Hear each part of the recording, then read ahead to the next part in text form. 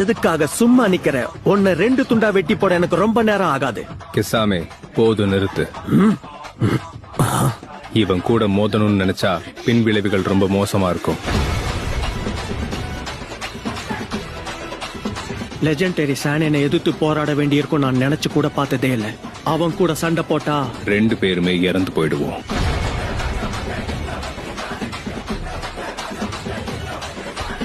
கொஞ்சம் ஜாக்கிரதையாவே இருங்க. ஏன்னா 13 வயசுலயே இவன் ஆன்பு பிளாக் ஆப்ஸ்க்கு சீஃபா இருந்தவன்.